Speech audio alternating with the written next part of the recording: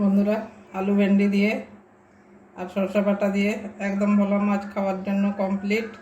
এই দেখুন, একদম দেখেই লোভ লাগছে। এই তো অবশ্যই আপনারাও একদিন বাড়িতে এভাবে বানিয়ে খেয়ে দেখবেন আর কমেন্ট করবেন। এই যে একদম মাছও ভাঙেনি, একটাও মাছ ভাঙেনি, আর একদম লদলদও হয়নি।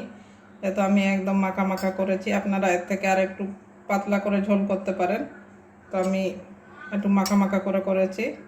তো খাওয়ার জন্য কমপ্লিট। তো বন্ধুরা, আজকের জন্য এইটুকুনই। আবার অন্য কোনো দিন অন্য রান্না নিয়ে আসবো। বর্ষাকাল, এখন একটু ঝাল ঝাল করে করবেন, খেতে অসাধারণ লাগে। তো আজকের জন্য এইটুকুনই। আবার অন্য কোনো দিন অন্য রান্না নিয়ে আসবো। পুরনো বন্ধুরা একটা লাইক দিয়ে দেবেন, আর নতুন বন্ধুরা লাইক দেবেন, আর চ্যানেলে নতুন হলে তো সাবস্ক্রাইব করতে হয়, এটা তো